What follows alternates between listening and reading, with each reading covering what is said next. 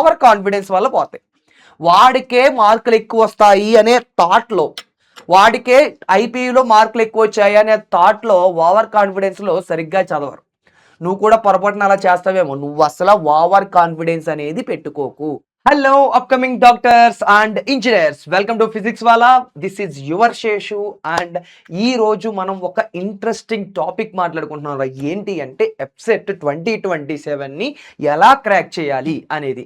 So నువ్వు ఈ వీడియోలో ఒక్కటే చెప్తున్నా సింపుల్గా, నువ్వు ఈ వీడియో చివరి వరకు చూస్తే నువ్వు ఎఫ్సెట్ 2027 క్రాక్ చేయాల్సినప్పుడు ఎలాంటి డౌట్ వచ్చినా ఈ వీడియోలో అన్నీ కూడా కవర్ అయిపోతాయి. నేను ఈ వీడియోలో మెయిన్ కవర్ చేసేటువంటి పాయింట్స్ ఇవిరా. సో స్టూడెంట్స్ యొక్క డ్రాబ్యాక్స్ ఏంటి, వాటిని ఎలా ఓవర్కమ్ చేయాలి, అండ్ సెకండ్ వచ్చేటప్పటికి మ్యాథ్స్ ఎలా చదవాలి, ఫిజిక్స్ ఎలా చదవాలి, కెమిస్ట్రీ ఎలా చదవాలి. చదవడం వేరు, ఎలా చదవాలో తెలిస్తే ఇంకా బాగా స్కోర్ వస్తుంది అన్నమాట. సో ఎలా చదవాలి అనేది కూడా చెప్తా. అండ్ నువ్వు టైం టేబుల్ ఎలా వేసుకోవాలి క్రాక్ చేయడానికి, ఎఫ్సెట్ క్రాక్ చేయడానికి నేను ఒక టైం టేబుల్ చెప్తాను. ఆ టైం టేబుల్ ఫాలో అవుతే 2027లో ఎఫ్సెట్ అయితే పక్కాగా నువ్వు క్రాక్ చేయగలవు. అండ్ దానితో పాటుగా హై వెయిటేజ్ చాప్టర్స్ ఏంటేంటి, ఓకేనా. సిలబస్ మారిపోయింది కదా, సో సిలబస్ మారిపోయిన తర్వాత నేను ఎక్స్పెక్ట్ చేసేటువంటి హై వెయిటేజ్ చాప్టర్స్ ఏంటేంటి అనేది కూడా చెప్తాను. అండ్ బెస్ట్ బుక్స్ ఏంటి అనేది కూడా ఈ వీడియోలోనే చూస్తాం. నియర్లీ ఒక్క మాటలో చెప్పాలంటే ఈ వీడియోలో స్టార్టింగ్ నుంచి ఎండింగ్ వరకు చూస్తే నీకు ఏ డౌట్ ఉన్నా కూడా అన్ని డౌట్స్ కూడా క్లియర్ అయిపోతాయి ఎఫ్సెట్ 2027 క్రాక్ చేయడానికి. ఓకేనా. సో టాపిక్ లోకి ఎంటర్ అయిపోతాం. ఫస్ట్ స్టూడెంట్స్ యొక్క డ్రాబ్యాక్స్ ఏంటిరా అంటే, ఎక్కువ మంది స్టూడెంట్స్ ఎఫ్సెట్ ఎగ్జామ్ని చాలా లైట్గా తీసుకుంటారా.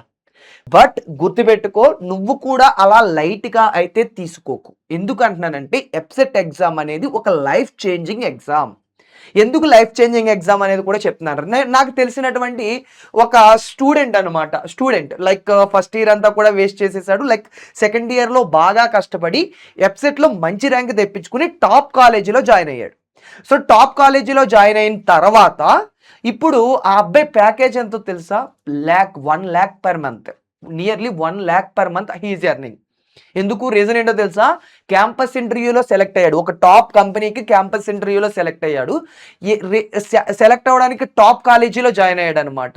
ఎందుకు టాప్ కాలేజీ వచ్చింది అనుకున్నావు, ఎఫ్సెట్లో మంచి ర్యాంక్ రావడం వల్ల. వాడి లైఫ్ మాత్రమే కాదు రోయ్, వాళ్ళ ఫ్యామిలీ లైఫ్ కూడా మారిపోయింది. వాళ్ళ ఫ్యామిలీ స్టేజ్ అంతా ఆ పర్సనే చేంజ్ చేశాడు. నువ్వు కూడా నీ ఫ్యామిలీ స్టేజ్ని మార్చాలి, నీ ఫ్యామిలీ సిచ్యువేషన్స్ని మార్చాలి అంటే నువ్వు అక్కడవే రీజన్. సో నువ్వు ఎలా ట్రై చేస్తున్నావు, నువ్వు హార్డ్ వర్క్ చేసి నీ ఫ్యామిలీ స్టేజ్ని మార్చాలి, నీ ఫ్యామిలీ సిచ్యువేషన్స్ని మార్చాలి అనుకుంటే ఇదిగో ఎఫ్సెట్ ఎగ్జామ్ అనేది నీ కళ్ళ ముందు ఉంది. సో మంచి ఛాన్స్, కరెక్ట్గా యూజ్ చేసుకో. కరెక్ట్గా ఈ సంవత్సరం గట్టిగా ట్రై చేయి, ఖచ్చితంగా మారుతుంది. నీ బట్టి ఉంటుంది అంతా.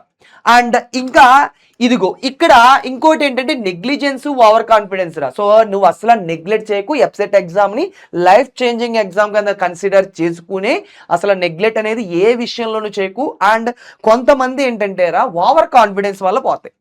వాడికే మార్కులు ఎక్కువ వస్తాయి అనే థాట్లో, వాడికే ఐపీయూలో మార్కులు ఎక్కువ వచ్చాయి అనే థాట్లో, ఓవర్ కాన్ఫిడెన్స్లో సరిగ్గా చదవరు. నువ్వు కూడా పొరపాటున అలా చేస్తావేమో. నువ్వు అసలు ఓవర్ కాన్ఫిడెన్స్ అనేది పెట్టుకోకు. ఓవర్ కాన్ఫిడెన్స్ ఎందుకు పనికిరాదు. నీకు ఇంకా క్లారిటీగా చెప్తున్నాను, నీ ఐపీఈ మార్కులు వేస్ట్. ఐపీఈ మార్కులు అనేవి ఇదిగో నీకు ఐపీఈలో నువ్వు తోపైనా సరే, ఇక్కడ ఎంసెట్ ఎగ్జామ్లో రాయకపోవచ్చు కూడా. ఓకేనా, ఎంసెట్ ఎగ్జామ్లో నువ్వు రాయకపోవచ్చు కూడా. కారణం ఏంటో చెప్పనా. సో ఇక్కడ ఐపీఈ ఎగ్జామ్ అనేది నువ్వు బట్టి పట్టేసావు అనుకో, మార్కులు వచ్చేస్తాయి. కానీ ఎంసెట్ ఎగ్జామ్లో ర్యాంక్ అలా రాదు. ఎంసెట్ ఎగ్జామ్లో నువ్వు బట్టి పడితే ఏం రాదు. టాపిక్ అంతా కూడా గుర్తుండాలి, కాన్సెప్ట్ని అర్థం చేసుకోవాలి, ఎలా చదవాలి అవన్నీ కూడా చెప్తా. బట్ నువ్వైతే ఓవర్ కాన్ఫిడెన్స్లో అయితే ఉండకు, ఫస్ట్ పాయింట్. అండ్ ఇంకా కొంతమంది స్టూడెంట్స్ కామెంట్ చేసేది ఏంటి అంటేరా, ఫస్ట్ ఇయర్ అంతా వేస్ట్ చేస్తాను సార్, నేను సెకండ్ ఇయర్లో స్టార్ట్ చేస్తే పని అవుతుందా, ఎఫ్సెట్లో క్రాక్ చేయొచ్చా. వాళ్ళకి చెప్తున్నటువంటి మీనింగ్, వాళ్ళకి చెప్తున్నాను రా, నువ్వు ఫస్ట్ ఇయర్ అంతా వేస్ట్ చేసేసినా పర్వాలేదు. ఫస్ట్ ఇయర్ అంతా వేస్ట్ చేసేసినా సెకండ్ ఇయర్ నువ్వు గట్టిగా ట్రై చేసి ఎఫ్సెట్ని క్రాక్ చేస్తాను అనే ధీమా ఉంటే, అనే హార్డ్ వర్క్ చేస్తాను అనే నమ్మకం ఉంటే అప్పుడు మాత్రమే పాసిబుల్ అవుతుంది. నువ్వు హార్డ్ వర్క్ చేయను, లైట్గా సోషల్ మీడియా ఇన్స్టాగ్రామ్లో అంతా కూడా యూజ్ చేసుకుంటాను, మా ఫ్రెండ్ ఎవరికైనా బయటికి వెళ్దామంటే వెళ్ళిపోతాను. ఈ ఏంటంటేరా, అదర్ డీవియేషన్స్ ఏవైతే ఎక్కువగా ఉన్నాయా అదర్ డీవియేషన్స్ ఇంపార్టెన్స్ ఇచ్చావనుకో ఎఫ్సెట్లో ర్యాంక్ అనేది కూడా పోతుంది.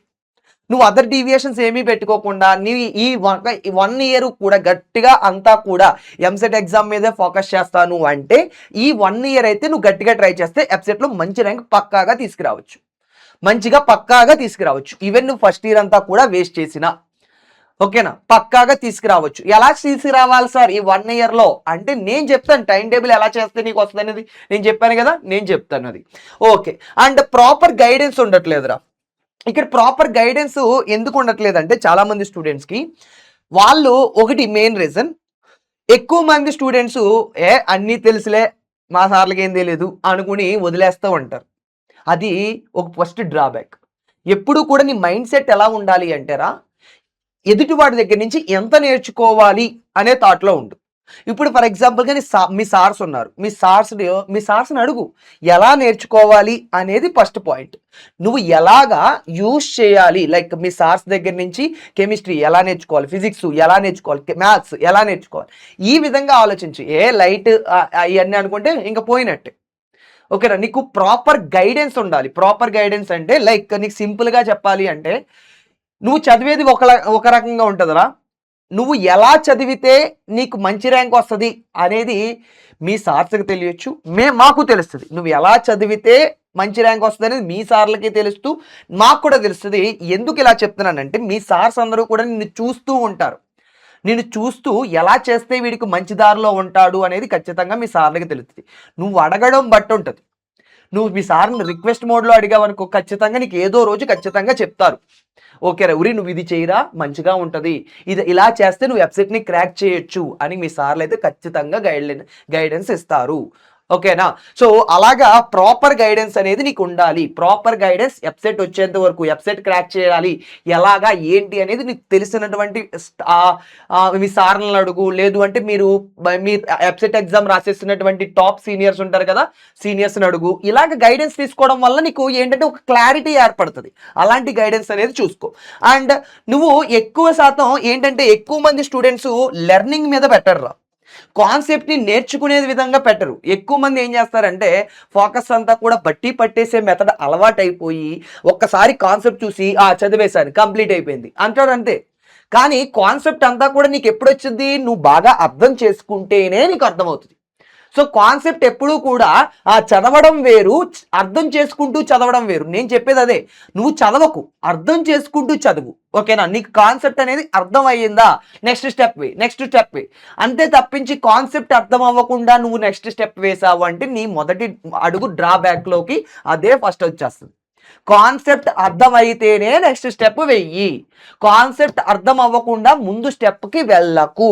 ఓకేనా, నువ్వు ముందుకి వెళ్ళావా నీ వెబ్సైట్ ర్యాంక్ వెనక్కి వెళ్తున్నట్టు అర్థమైందా. నువ్వు ఎంత బాగా చదివితే నీ మార్కులు ఎంత కాన్సెప్ట్ని అర్థం చేసుకుంటే నీ మార్కులు కూడా అంత ముందుకు వెళ్తాయి. నువ్వు కాన్సెప్ట్ అర్థం చేసుకోకుండా ముందుకెళ్ళావనుకో నీ ఎంసెట్లో మార్కులు అనేవి వెనక్కి వెళ్తున్నట్టు, అది బాగా గుర్తుపెట్టుకో. కాన్సెప్ట్ని ఎంత బాగా అర్థం చేసుకుంటే అంత బాగా ఉంటుంది. సో అంతా కూడా నువ్వు ఫోకస్ ఎలా చేయాలి, కాన్సెప్ట్ని అర్థం చేసుకోవడం మీద ఉండాలి. అండ్ పీవైక్యూస్ని చాలా మంది స్టూడెంట్స్ నెగ్లెక్ట్ చేస్తారా, అస్సలు పీవైక్యూస్ అయితే నెగ్లెక్ట్ అయితే అస్సలు చేయకూడదు. సో ఎలా చదవాలి సార్, ఓకే మీకు డ్రాబ్యాక్స్ ఐడియా వచ్చేసింది. ఇప్పుడు ఎలా చదవాలి అనేది ఒక్కసారి చెప్తున్నాను. ఇది ఏదైతే నీకు ఈ స్లైడ్లో కనబడుతుందో ఇది నువ్వెవరిని అడగొచ్చు అంటే నువ్వు ఒక 10 మంది టాపర్లను అడుగురా. 10 మంది వెబ్సైట్లో టాప్ ర్యాంకర్స్ వస్తారు కదా, ఆ టాప్ ర్యాంకర్స్ అని అడుగు. నియర్లీ 8 మంది 8 నుంచి 9 మంది ఈ సైకిలే చెప్తారు. ఎవరిని వెబ్సైట్లో టాప్ వచ్చిన వాళ్ళని ఒక 10 మందిని అడుగు. 10 మందిలో 8 to 9 మంది ఇదిగో ఈ సైకిలే చెప్తారు. ఈ సైకిలే నువ్వు కూడా ఈ సైకిలే ఫాలో అవు. ఏంటి సార్ ఇది అంటే వాళ్ళు ఎప్పుడూ కూడా టాపర్ ఎలా ఆలోచిస్తాడో చూడరా. టాపర్కి నీకు తేడా ఏంటి, నువ్వు యావరేజ్ స్టూడెంట్ అయితే నీకు టాపర్ మైండ్ సెట్కి తేడా ఏంటో చెప్తాను చూడు. టాపర్ ఎప్పుడూ కూడా కాన్సెప్ట్ అర్థం కాకపోతే ముందుకెళ్ళడు, కాన్సెప్ట్ అర్థం అయిన తర్వాతే ముందుకెళ్తాడు. First point. ఈ ప్రాసెస్లో ఈ సైకిల్ ఉంది కదా, ఈ టాపిక్ నేర్చుకునే టైంలో, టాపిక్ అంతా క్లియర్గా నేర్చుకునే టైంలో ఎక్కడా కూడా క్విట్ అనేది అవ్వడు. ఈవెన్ వాడు ప్రాబ్లమ్స్ రావట్లేదు అని డిక్రీజ్ అయిపోవడం అనమాట. లైక్ వాడు ప్రాబ్లమ్స్ రావట్లేదని దిగులు చెందకుండా ప్రాబ్లమ్స్ రావట్లేదని ఫేస్ చేయడానికి సిద్ధంగా ఉంటాడు తప్పించి వాడు బాధపడుతూ ఓరేమ్మ ప్రాబ్లమ్స్ రావట్లేదులే ఇంకెందుకులే లైట్లే మనకి ఎలా మన వల్ల అవ్వదులే అని పక్కగా అయితే తీసుకోడు. నీ మైండ్ సెట్ కూడా అలాగే ఉండాలి. నీకు ప్రాబ్లమ్స్ రావట్లేదా ట్రై చేయి అంతే, వేరే ఆప్షన్ లేదు. ఎందుకంటే నువ్వు నీ లైఫ్తో పాటుగా మీ ఫ్యామిలీ లైఫ్ని కూడా చేంజ్ చేయాలనుకుంటున్నావు. నీ మైండ్ సెట్ అలా ఉంటే నువ్వు ప్రాబ్లమ్స్ని, ఈ చిన్న చిన్న ప్రాబ్లమ్స్నే ఫేస్ చేయి, నేర్చుకో. ఖచ్చితంగా నేర్చుకుంటే టైం ఎక్కువ పట్టొచ్చేమో కానీ ఖచ్చితంగా కంప్లీట్ అయితే అవుతుంది. ఓకేనా? సో టాపర్ మైండ్ సెట్లో నువ్వు ఉండు. నీ మైండ్ సెట్ అంతా కూడా టాపర్ మైండ్ సెట్ లాగా మార్చు. సో దేని విషయంలోనూ కూడా కాన్సెప్ట్ని అర్థమైతేనే ముందుకు వెళ్ళు. ఎక్కడైనా నీకు కాన్సెప్ట్ అర్థం కాలేదు, నేర్చుకో, టైం ఉంది, టైం బేస్ చేసుకుని నేర్చుకో. అండ్ తర్వాత ఈ ప్రాసెస్లో ఎక్కడా కూడా క్విట్ అయితే అవ్వకు. క్విట్ అయ్యావా ఎంసెట్ ర్యాంక్ దూరం అయిపోతుంది, నీ లైఫ్ అంతా కూడా దూరం అయిపోతుంది, మీ ఫ్యామిలీ సిచ్యువేషన్స్ నువ్వు చేంజ్ చేయలేకపోతున్నావు. ఓకేనా? సో ఓకే, ఒక్కసారి ఏంటి ఈ సైకిల్ అనేది కూడా చూద్దాంరా. ఫస్ట్ కాన్సెప్ట్ని అర్థం చేసుకుంటారు, ప్రతి ఒక్కళ్ళు కూడా కాన్సెప్ట్ని అర్థం చేసుకోవాలి. నేను ఇప్పుడు ఫర్ ఎగ్జాంపుల్గా నీకు బోర్స్ థియరీ ఉంది, ఈ బోర్స్ థియరీ నువ్వు చదవాలి అనుకుంటున్నావు. ఆ బోర్స్ థియరీ కాన్సెప్ట్ అనేది క్లియర్గా నేర్చుకో. డిఫరెంట్ వీడియోస్ ఉన్నాయి, ఈవెన్ నేను చేసిన వీడియోస్ నువ్వు చూడాలనుకో సింపుల్గా బోర్స్ థియరీ అని పెట్టేసి లేకపోతే structure of atom by Seshu sir అని కొట్టావనుకో నేను చెప్పిన క్లాసులు అన్నీ వచ్చేస్తాయి. ఓకేనా? సో నువ్వు బై శేషు సార్ అని కొడితే నేను చెప్పినటువంటి క్లాసులు అయితే వచ్చేస్తాయి. సో అలాగా నువ్వు ఫస్ట్ ఏదైనా ఒక కాన్సెప్ట్ని అర్థం చేసుకో. కాన్సెప్ట్ని బోర్స్ థియరీ చదవాలనుకున్నావు, బోర్స్ థియరీ నేర్చుకో. ఓకేనా? సో నేర్చుకున్న తర్వాత నీకు అర్థమైపోయింది అమ్మా అన్నీ వచ్చేసినరా అనుకోవడం కాదు. ఓకేనా? ఎప్పుడైతే ఇది కంప్లీట్ అయ్యిందో తర్వాత దాని రిలేటెడ్గా క్వశ్చన్స్ ప్రాక్టీస్ చేయి.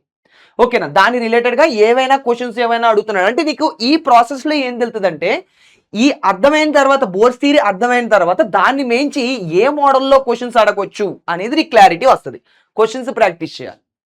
అండ్ ఈ క్వశ్చన్స్ ప్రాక్టీస్ చేయడానికి నీకు నీ కాలేజీలో మెటీరియల్స్ అయినా పర్వాలేదురా, లెవెల్ 1 లెవెల్ 2 ఇలాగా మీ కాలేజీలో మెటీరియల్స్ ఉంటాయి కదా అవైనా పర్వాలేదు.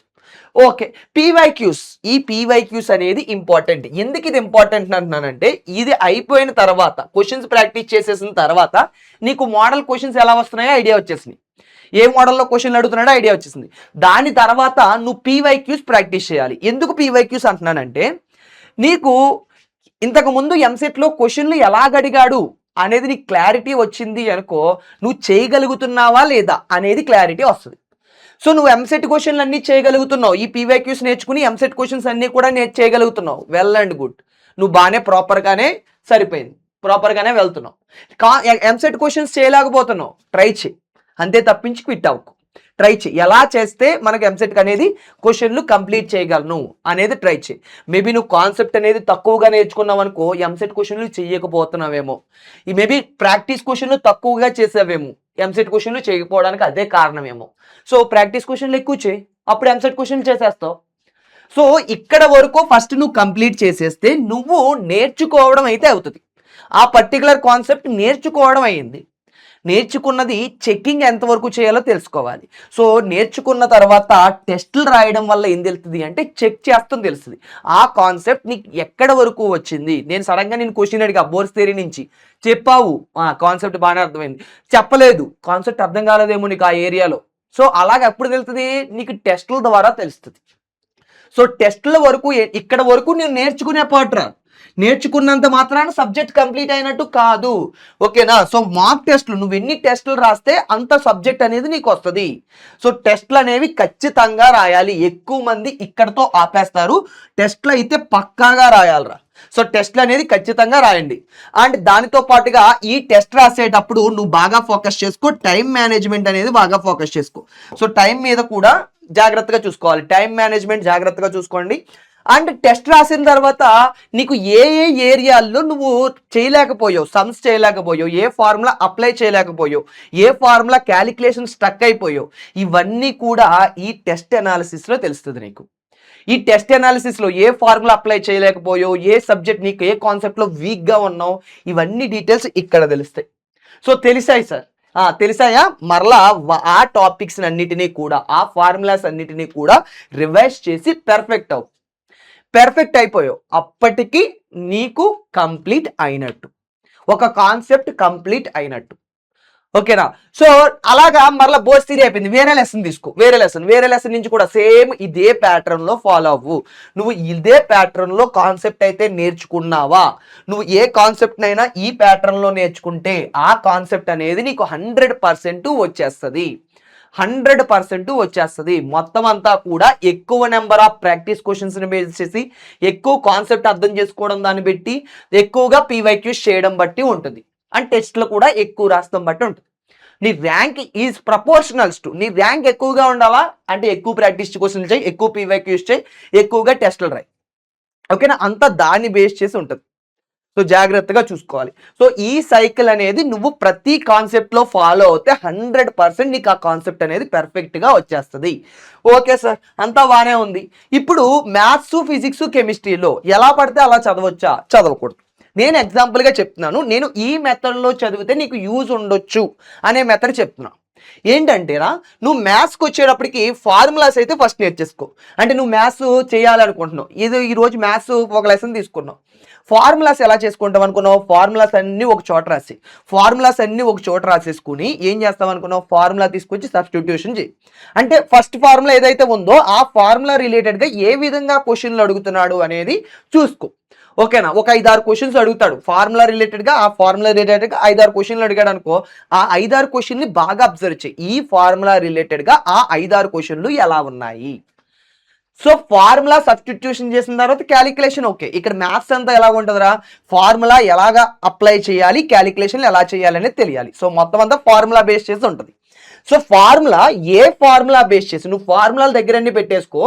ఏ ఫార్ములా రిలేటెడ్గా ఎన్ని క్వశ్చన్లు అడుగుతున్నాడు, ఏ విధంగా అడుగుతున్నాడు అనేది నీకు తెలియాలి. సో ఫార్ములా ఫస్ట్ నేర్చుకో, దాని తర్వాత ఆ ఫార్ములా రిలేటెడ్గా క్వశ్చన్లు ఎలా అడుగుతున్నాడు అనేది చూసుకో. అక్కడతో నీకు క్లారిటీ వస్తుంది. ఓకే, ఈ ఫార్ములా ఈ రిలేటెడ్గా క్వశ్చన్లు అడుగుతాడు, ఈ విధంగా ఆన్సర్ చేయాలి అనేది క్లారిటీ వచ్చేస్తుంది. కొన్నిసార్లు ఏం చేస్తాడు అంటే మల్టీ కాన్సెప్ట్ని కనెక్ట్ చేస్తాడు. అంటే ఫస్ట్ 2-3 ఫార్ములాలని కలిపి అడగడం, 3-4 ఫార్ములాలని కలిపి అడగడం ఇలా చేస్తాడు. బట్ వెబ్సైట్లో అంతవరకు వెళ్ళడు. సింపుల్గా ఒక ఫార్ములా బేస్ చేసి అడగొచ్చు, లేదు అంటే 2 ఫార్ములాలని కలుపుతూ అడగొచ్చు. సో ఎటువంటి టెన్షన్ అయితే తీసుకోవాల్సిన అవసరం లేదు. అండ్ ఇక్కడ ఒకటే పాయింట్ చెప్తున్నాను, నీకు మ్యాథ్స్ బాగా రావాలి అంటే ఎక్కువ నెంబర్ ఆఫ్ క్వశ్చన్స్ చేసుకుంటూ ఉంటే నీకు క్లారిటీ అనేది బాగా వస్తుంది. సో మోర్ కాన్సెప్ట్ అర్థమవుతుంది. ఎక్కువ నెంబర్ క్వశ్చన్ చేయగలనే ఎక్కువ స్కోర్ వచ్చేటువంటి ఛాన్స్ ఉంటుంది. అదే ఫిజిక్స్కి వచ్చేటప్పటికి ఫార్ములాస్ అన్ని పక్కన రాసుకుని చేసుకోవాలా సార్? ఫార్ములాస్ పక్కన రాసుకోవడం యూజ్ అవుతుంది. బట్ ఫిజిక్స్ ఎప్పుడు కూడా కాన్సెప్ట్ని అర్థం చేసుకోవడం, కాన్సెప్ట్ని విజువలైజేషన్ చేసుకోవడం బేస్ చేసి ఉంటాయి. ఎందుకంటే నువ్వు ఫిజిక్స్ క్వశ్చన్స్ అన్నీ చూసినప్పుడు మ్యాక్సిమం క్వశ్చన్లు అన్నీ కూడా ఏ విధంగా ఉంటాయంటే కాన్సెప్ట్ అనేది విజువలైజేషన్ చేసుకోవాలి, క్వశ్చన్ని అర్థం చేసుకుంటూ చూడాలి. విజువలైజేషన్ అనేది చాలా ఇంపార్టెంట్ ఫిజిక్స్లో. సో నీకు కాన్సెప్ట్ క్వశ్చన్ అనేది క్లారిటీగా అర్థమయ్యిందా, ఫార్ములా అనేది ఈజీగా సబ్స్టిట్యూషన్ చేసుకోవచ్చు. ఎందుకంటే నీకు క్లారిటీ వచ్చేస్తుంది. క్వశ్చన్ అర్థం అవ్వడం, క్వశ్చన్ని విజువలైజేషన్ చేసుకోవడం అనేది బాగా ఇంపార్టెంట్ ఫిజిక్స్లో. ఓకేనా? సో ఇది main preference. And obviously formulas అయితే నువ్వు ఖచ్చితంగా నేర్చుకోవచ్చు. సో ఫస్ట్ కాన్సెప్ట్ విజువలైజ్ చేసుకోవాలి, తర్వాతే ఫార్ములాస్ అనేవి జాగ్రత్తగా చూసుకోవాలి. ఫార్ములాస్ ఆ సబ్స్టిట్యూషన్ అనేది తర్వాత ఏరియా.